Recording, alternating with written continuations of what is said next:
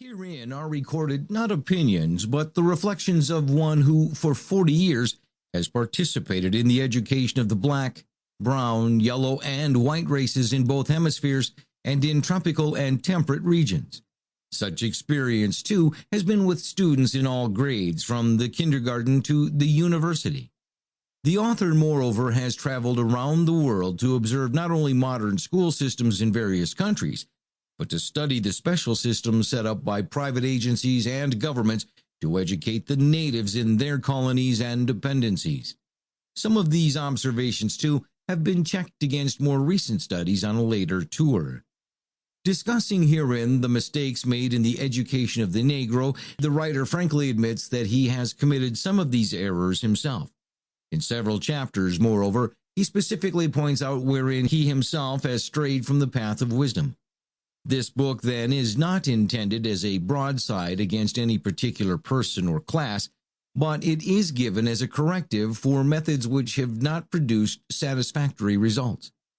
The author does not support the once popular view that in matters of education, Negroes are rightfully subjected to the will of others on the presumption that these poor people are not large taxpayers and must be content with charitable contributions to their uplift. The author takes the position that the consumer pays the tax, and as such, every individual of the social order should be given unlimited opportunity to make the most of himself. Such opportunity, too, should not be determined from without by forces set to direct the prescribed element in a way to redound solely to the good of others, but should be determined by the makeup of the Negro himself and by what his environment requires of him.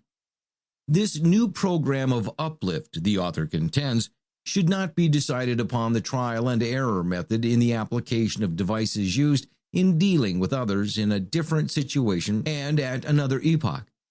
Only by careful study of the Negro himself and the life which he is forced to lead can we arrive at the proper procedure in this crisis.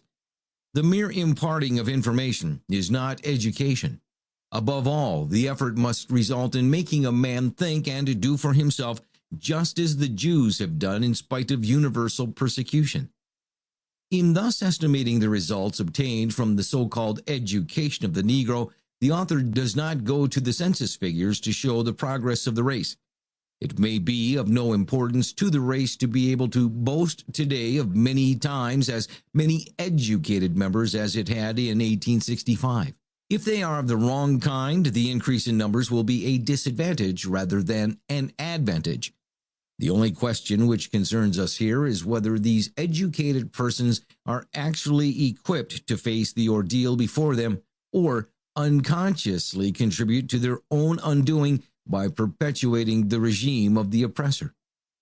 Herein, however, lies no argument for the oft-heard contention that education for the white man should mean one thing and for the Negro a different thing.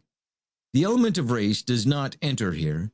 It is merely a matter of exercising common sense in approaching people through their environment in order to deal with conditions as they are, rather than as you would like to see them or imagine that they are. There may be a difference in the method of attack, but the principle remains the same. Highly educated Negroes denounce persons who advocate for the Negro a sort of education different in some respects from that now given the white man. Negroes who have been so long inconvenienced and denied opportunities for development are naturally afraid of anything that sounds like discrimination.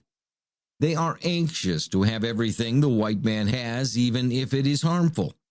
The possibility of originality in the Negro, therefore, is discounted 100% to maintain a nominal equality.